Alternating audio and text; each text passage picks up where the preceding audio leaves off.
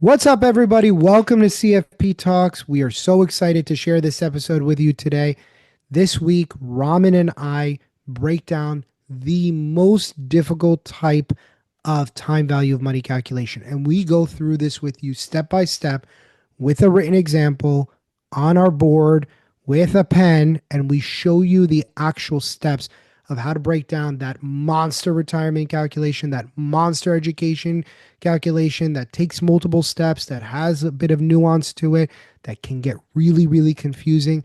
And we show you our framework that clears the whole thing up. Now, as always, we have a couple really special offers for you guys. We have our QBank, which is right underneath this video. You can go in and we are offering a 7-day money back guarantee. If you don't like our QBank for any reason, you can email us. We won't charge you. We'll give you a full refund, no questions asked. That is available to you right underneath this video. If you are interested in joining the class that we talk about throughout this video, please click on the assessment link right underneath this. We're so excited to share this with you, and we're even more excited to share what we have next week, where we are actually going to talk a little bit about trusts. That dreaded estate planning, those trusts. How do I break down those A trusts and B trusts and CRATs and CRITs and GRATs and GRUTs and family limited partnerships? Raman and I are going to simplify all that for you guys next week. So we hope you enjoy this video, and we look forward to seeing you not just this week, but next week as well, and make your next attempt your last.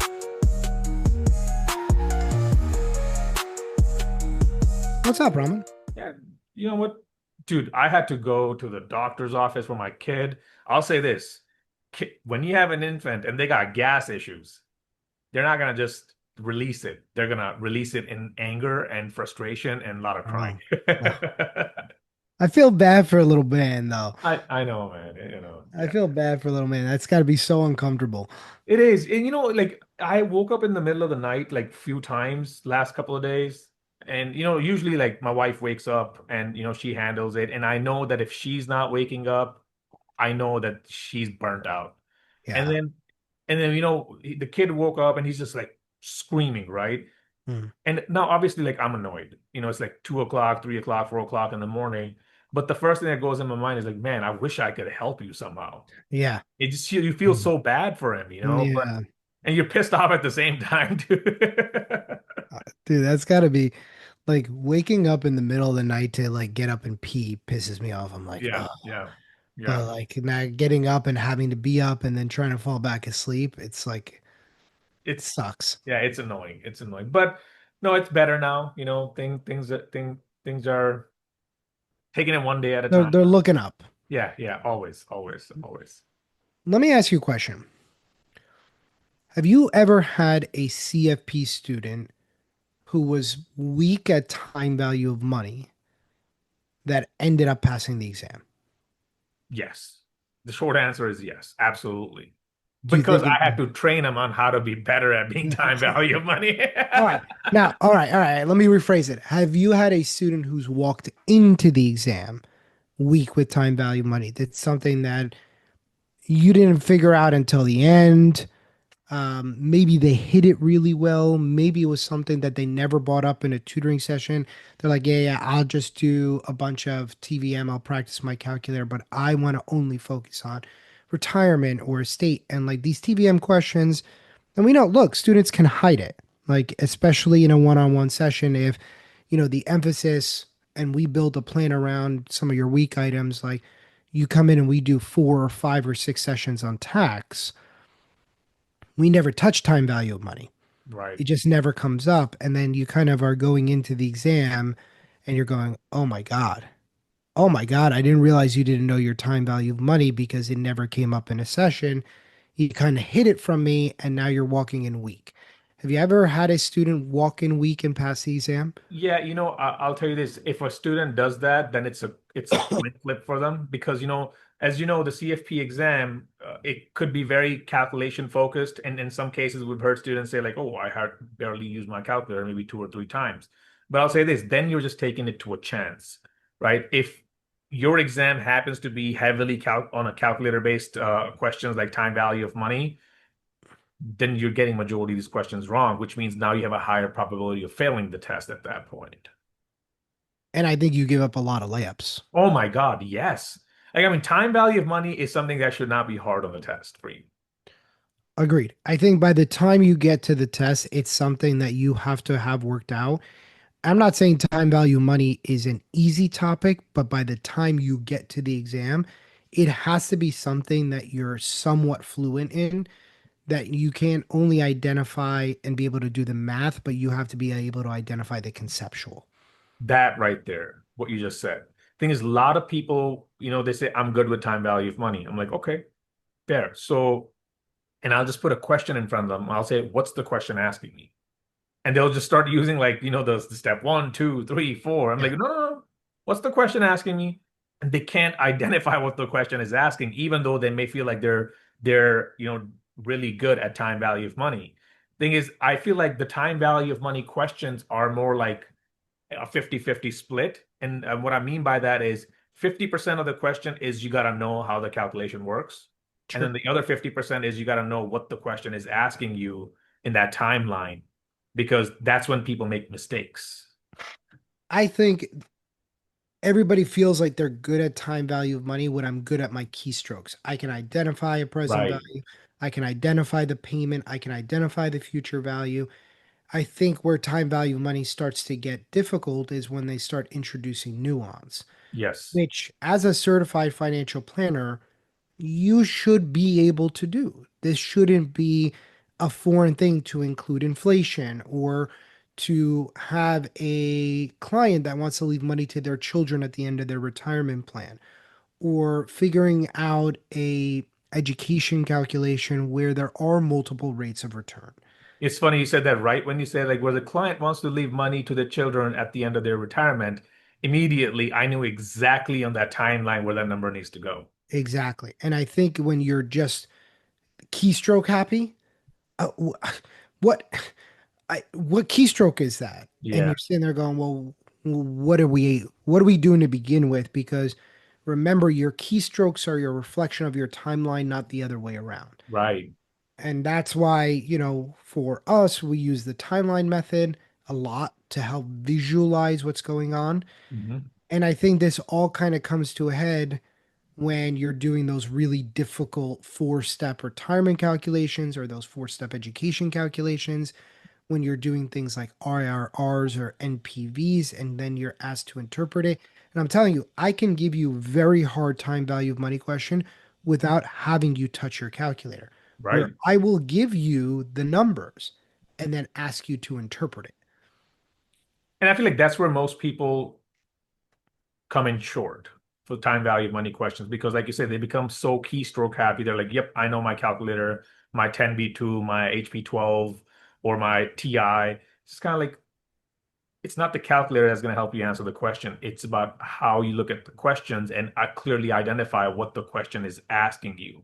And the moment you can do that is the moment you win time value of money questions. Yep, I agree. I agree. And I think, here's the thing you have to recognize about time value of money. It's part of your general principles. Hmm. It's part of investment planning because you Yep. got to do time value of money with dividend discount models and bonds. Hmm. It's in retirement planning with that calculation. It's in education planning with that calculation. It's in estate planning if you're doing present values or trying to figure out the present value for great scrats and gruts or crits and cruts. Right. All Yeah. of those things start to, and then you're going, oh my God, I didn't realize that time value of money touches almost every single topic. The one place where you potentially don't have time value money is tax. Right. But obviously that's number heavy in its own way.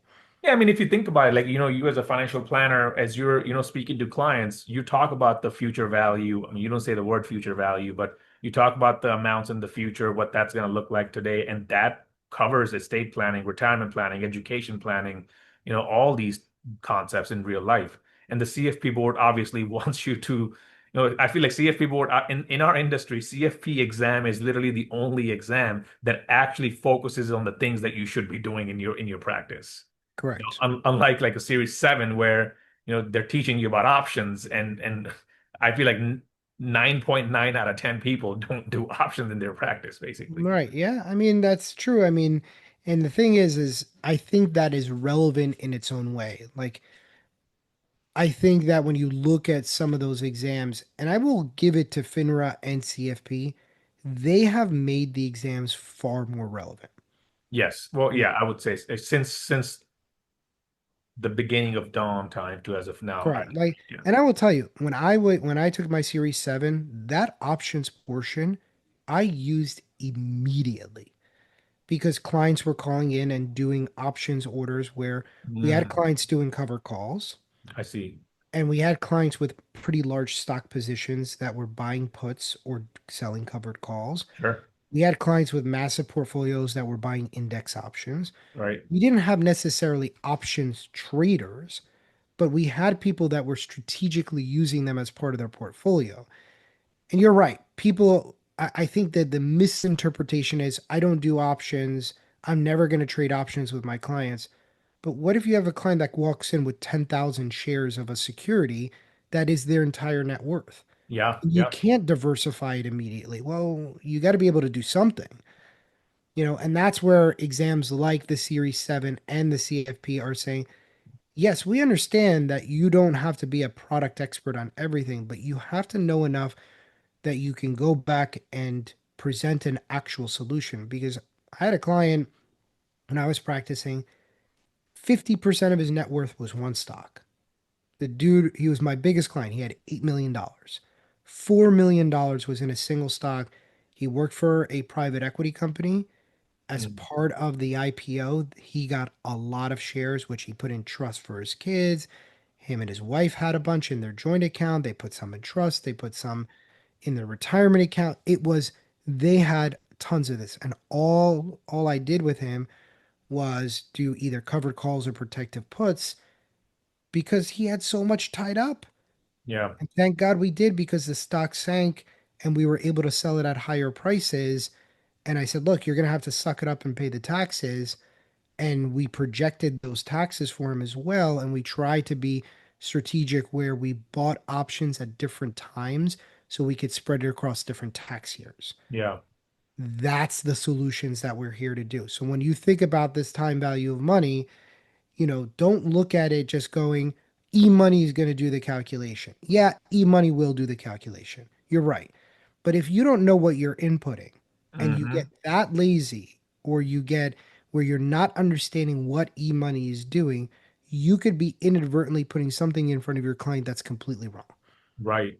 And not be able to explain things to your client the correct way. Right. Because there's going to be clients who's going to ask you a lot of questions, Oh yeah. and then this is where, like you said, if you're proficient at time value of money concept and you understand it well, the keystrokes is that's just the easy part, I'd say. Yeah. I think that's step one. I think every one of us has to learn the keystrokes. There's no doubt. Sure. What's next? Right. You got to be able to interpret, to understand, to explain what your actual keystrokes are putting out. More importantly, be able to identify when there's an issue. If we're asking you to calculate a rate of return and you're getting 3% because you calculated it semi-annually and it's really supposed to be 6, and that doesn't ring a bell, you don't understand time value of money. Right. Because now you're just like focusing on keystrokes rather than Yes. understanding the question. I don't give a shit if you're the best keystroke robot there is. If you can't identify it, then you don't know how to do time value of money. And I'm telling you, and as you know, I don't think CFP cares that you're a great keystroke monkey anymore. It's wonderful. And look, as a practitioner, I would like being able to do these calculations in front of clients, right? I want to be able to say, well, if we save a little bit more, and I'm going to do some back of napkin math, I pull out my financial calculator, I'm able to do it. I'm able to do a mortgage calculation. I'm able to do those types of things. Hey, Joe, if we put an extra $500 towards our credit cards every month, how much faster do we pay it down? Well, let's do the calculation. Let's figure it out. Right.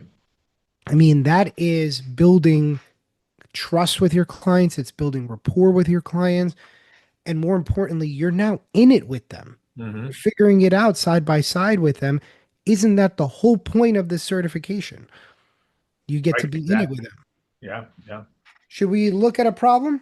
I Yeah, know I you're think still looking at problem. we should show our audience what type of questions that we have on time value of money and what they should be expecting and how to tackle those questions. So let's see what you got. All right, I'm gonna pull up. This is something that we use in our pre-work. Hmm. We have a lot of questions like this inside of our Q bank as well. But this is one of those hard, really difficult, I would say probably the most difficult time value of money questions that we get on the exam. And these retirement planning ones are really, really similar to the ones that we see with education as well. So we have, and I'm just going to read it out loud so we're all on the Could same you zoom in page. a little bit more, Joe? Just zoom in a Sure. bit more on that Yeah. question. Is that better? Let's do a little bit more. There we go. Yeah, Good. there we go. Okay. Yeah. All right. My old man eyes. Well, that's all right.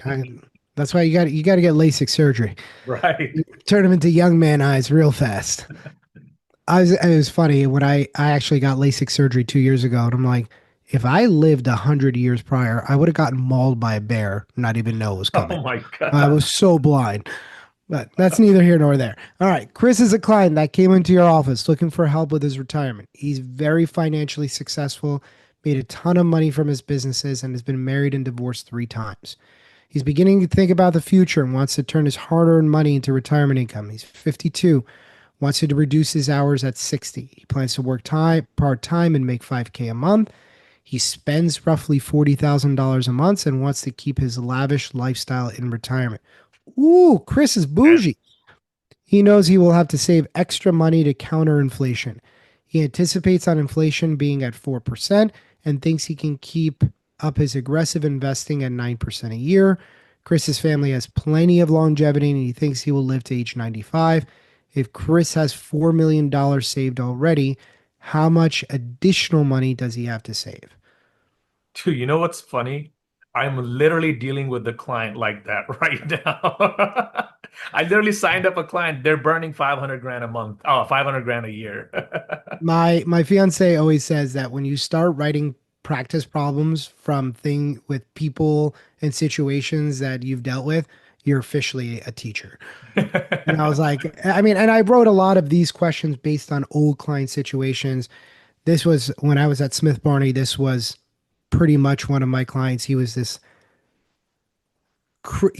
hilarious and just so fun, but so hard to work with at times.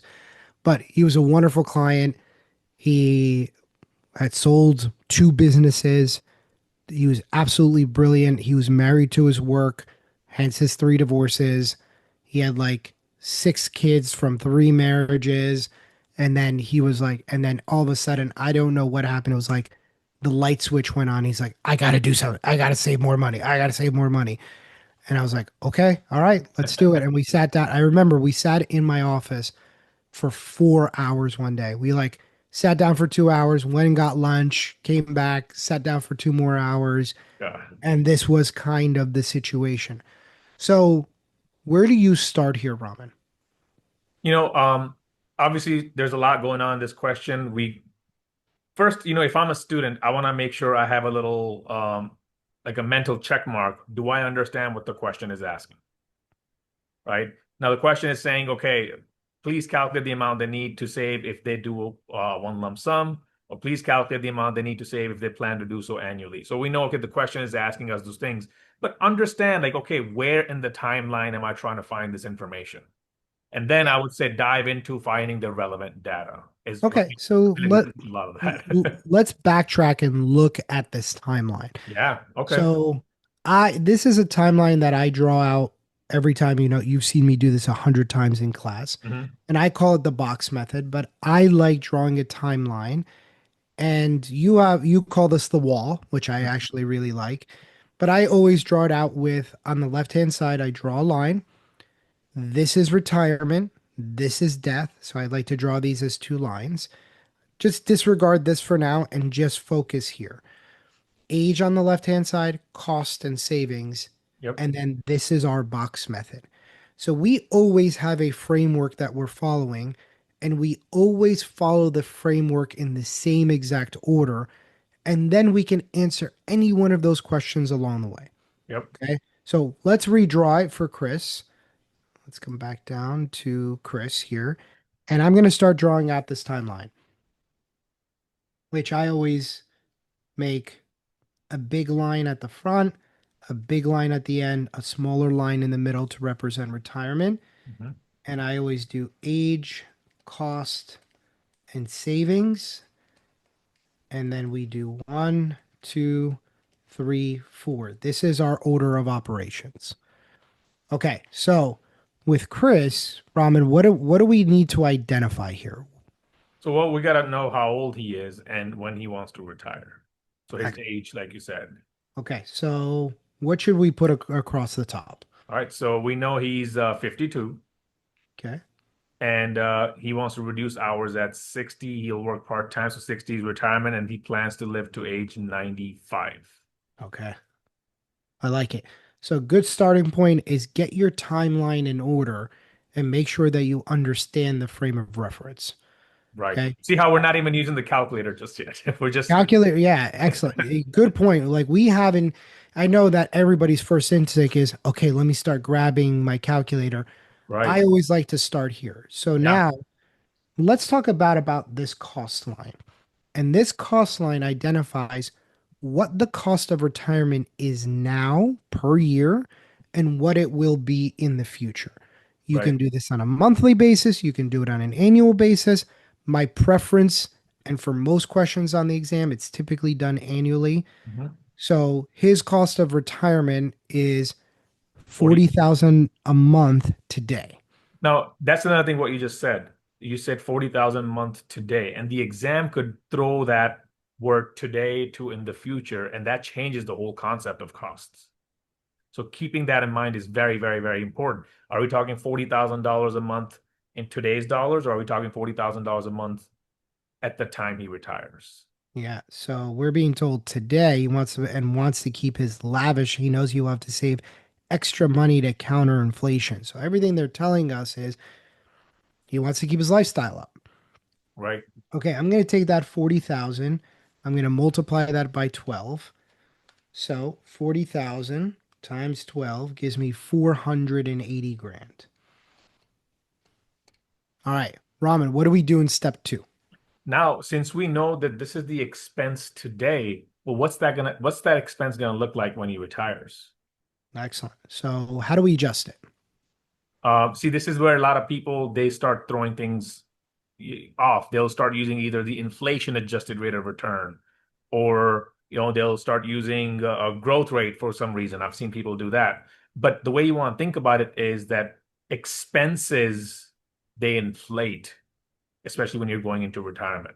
So if I'm trying to grow an expense from today to retirement, I'm inflating an expense. Therefore, I'm using inflation return. Yep. And more importantly, the logical part of this is if retirement is going to be 480 a year now, what is it going to be then? I'm not growing that by my investment rate. Right. You're trying to figure out a cost. Hence this. Now, once we get into the savings portion, we may be using that. But right now, so I'm going to take 4% a year, which is Right. what they identified here. Okay. And I'm going to inflate this number, the 480,000, and I get $656,913. Okay. Okay. That's what they're, so 4% a year, and that is horrendous. Holy crap, that's a lot. Now here's the question. Would it be begin mode or end mode? Doesn't matter. Oh, okay. That's a good one. Yeah, it doesn't matter in this case, right? So a lot of people they end up getting fixated on, hey, begin mode, end mode. So we know that the expense itself, when you're trying to inflate it, it doesn't matter what mode you're picking, basically. That's right. Because remember, begin and end mode only apply to a payment, not a lump sum. And what we're adjusting is a lump sum. Right. Okay, so now we got this number. We know he's going to continue to work because we're told that here. Hmm. So I'm going to reduce this by $60,000 because he's going to continue to earn 5K a month. Right. Maybe he's doing a little consulting work. And thing is, that's where, a lot of people I've seen make a mistake. They'll take the 480 right now and subtract the 60 right now, and then try to inflate that. It's going, no, no, no, no, no. It says that he's going to work part-time in retirement. So don't bring down the expense at the moment at 52. You want to inflate the expense and then reduce the $5,000 per month of part-time income. Yeah. Excellent. Yeah, that's a really good point that time, this is the whole point of the timeline. So Right. way to match it to the exactly that. All right. What do we do next? Now we got the expense, and what we want to look at is okay. So we know that he's got $4 million saved, and I don't know how you would do it, Joe. I feel like this is where the preference comes in. I would want to know how much he needs to save by age 60. So I'll take the expense and get the other side of the wall. Basically, how much does he need by the time he retires? Yeah, that's exactly what step 3 is. Okay. This is your savings that is required. So I always like to think about retirement as a pot of money that we get to put money inside of the pot, but as soon as we retire, it's I like to think about the pot as a one-way street. Either Right. money's going in or money's going out, but it can't happen simultaneously. So I always like to think about step 3 as the pot of money. What do I need to have in the pot of money? Because every year I'm going to go to the pot, I'm going to take some money out, I'm going to spend it all year, and then next January I come back, I pull money out of the pot. Now, that pot is going to continue to earn interest, but every year I'm going to have to pull out more money because we Right. know that next year that number is going to be 4% higher. Right. And at Exactly. 62, it's going to be 4% higher than the previous year. And at 63, it's going to be 4% higher. Hmm. So with somebody with a big lavish lifestyle, this is going to be a pretty large number. Right. Okay, so now I'm just going to set up my keystrokes.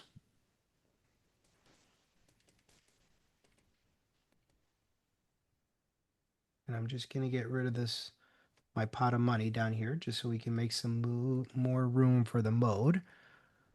And I always write out mode as part of this. And before we do any calculations, I always like to write it out first so I can get the context in my brain. Right. Okay. So I'm going to pull this number here, the 596,913. Okay. We know this is going to be 35 years of that because from 60 to 95 is 35 years. We know he's investing at 9%. We know inflation is going to run at 4. I'm going to leave this blank for a second. We know that our future value is 0 once the pot of money at the end of retirement is going to have no money left over. Mhm. And we're going to solve for that present value. And we're withdrawing the money at the beginning of the period. Right. Okay. So, Raman, let's talk about this IY. This IY requires an inflation adjusted return. Yeah. You know, a lot of people they get confused in with this inflation adjusted return calc. They know how to do it. They're like, oh yeah, it's 1 point blah blah divided by 1 point blah blah minus 1 times 100. Everyone knows the calculation. That's fantastic. You have to. When do you apply it? That's the real question, right? So the easiest way to remember, as I tell students, is when you're in a distribution mode or distribution phase, you have money going in and money going out, growth going in, withdrawals going out. So when you're in a distribution mode, just make sure you tell yourself you're going to use inflation adjusted rate of return. How else can I conceptualize it? How else, Hmm. besides what you just said, and I'll tell you in a second the way that I kind of conceptualize it, how else could you do it? Another way to look at it is during your retirement phase or your distribution phase, your expenses are still inflating and your portfolio is still growing. Okay, I like it. I'm going to take it from a time value of money standpoint. Hmm. If I were to zoom in on this piece here, right? And I said, here's 60 and here's 95. And we were just doing this as a regular time value of money. We would have this 596, 913. And then at 61, if I did this, 596, 913 times 1.04 is 620, 789. At 62, we're going to have to withdraw more money, 645, 621. Now, normally, if I do this, I have to do this as an NPV, Hmm. right? Because anytime this number is going up, remember, I can't use my annuity anymore because annuity requires that equal payment. Right. So this is a shortcut where you don't have to do NPV. eMoney does it as an MPV. When you do it in Excel, it does it as an MPV. The beauty of this is a shortcut for our calculator, so we don't have to do this as an MPV calculation. Makes So if sense. I'm looking at it and going, well, I'm not doing 596, 913 35 times. I'm doing 596, 913 plus 4% Mhm. every year for 35 times. Okay, now I need to use my inflation adjusted return because there's inflation. Right. Okay, so then we're going to solve this. So I'm going to clear out my calculator and I'm going to do 596,913 as my payment, Mhm. 35 as my N. I'm going to do 1.09 divided by 1.04 minus 1 times 100, which is about 4.81%. I'm going to calculate a present value and I get 10,497,303. Okay, now Raman, what does that number represent? So Most importantly, that is so as I mentioned, the wall, right, at 60. So we have the left side of the wall is when you're ending your career, and you have the right side of the wall is when you're beginning your retirement. So this is the number he needs at the beginning of retirement. excellent. So that's the number. So when he turns 60, when they blow out the candles, those 60 candles on his birthday cake, you got to have $10.5 million roughly sitting in brokerage accounts, retirement account, whatever way that they decide to accumulate the money. Right. Okay, so now if our goal is $10 million, okay, well, now we get to figure out how we save it. This is the savings needed, and now this is how we get there. Okay, so now I can start to figure this out. So I'm going to write this in the exact same way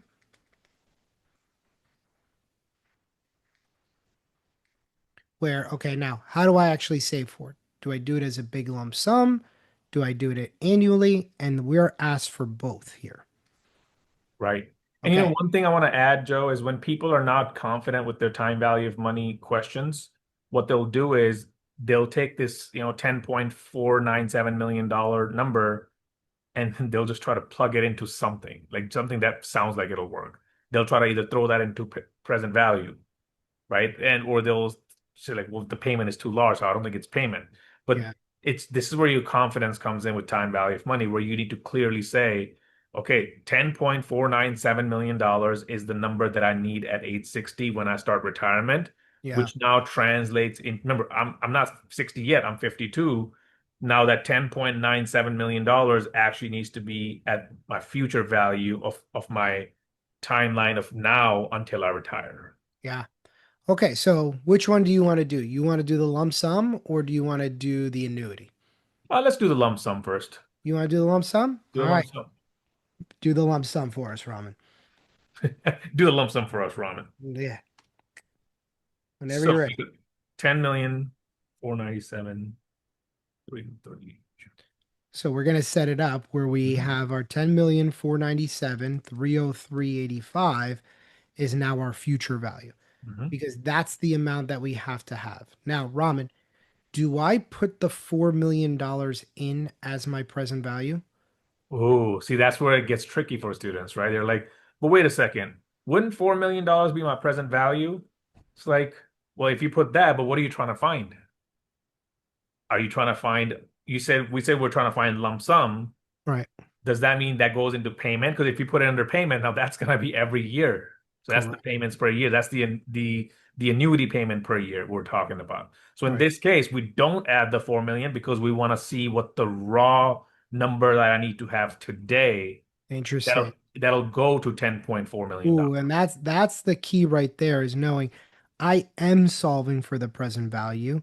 And then once I get that number, I can start to remove that $4 million. Mhm. Yeah, there you go. So that makes our payment zero. Our savings rate will be at 9%. Notice there is no inflation adjustment because we're not adjusting this number. There is no inflation here. right? We're going to do this for the next 8 years. And Raman, what mode are we saving in? We're gonna save it in end mode. End mode. We now shift our calculator to end mode because the assumption that CFP uses is that we distribute in begin mode and we save in end mode. Yep, there you go. Yeah. Okay. So, Raman, how much do we need to save? So if we're talking about having lump sum today, then Chris needs to have $5,268,242. All right. Say that number again for me slowly, Five please. million two hundred sixty-eight thousand $242. $242. All right. Chris is much closer than we thought he would be, right? Now, here's the thing, right? So when people time value of money, the CFP exam, you're gonna do this calculation, and guess what? One of the answer choices is gonna be $5,268,242. And you're like, And oh, wait, there's the answer. there it is. Where are you? Wait a second. What's But the then, question asking you? yeah, and answer C is 1.268,242. And you kind of look at Right. it and you Like, scoff, haha, sucker. And you're going, oh, yeah, I'm the exactly. sucker. Yeah. Don't don't be the sucker. Don't be the sucker. RTFQ. RTFQ. Right. So now you back out that $4 million There you dollars go. because what step four is telling you is if Chris were to save just this number in one sweep right now, he would need to put in 5.268 million. Right. He already has four, so the difference is our answer. That's correct. Now, if you're doing this and we're solving for this as a payment, now we can do Mhm. this where we're solving for our payment, and now I can put my $4 million dollars in as a negative number. Yep. So now I'm going to clear my calculator, which I always do. $4 million, negative present value, 10,497,303.85 is my future value. 9I 8N. I'm going to compute the payment. He can also do this as a lump sum at 229 138 and change 98 Now, cents. one thing I want to add, Joe, is a lot of students, what they'll end up doing is they'll end up messing up that minus. Because the moment you add 4 million as a positive number, the answer changes Dramatically. dramatically. And the way I tell students to remember is that when the money is going out of your pocket, that is a minus number. Because if you say the word 4 million positive, that means you're receiving the $4 million.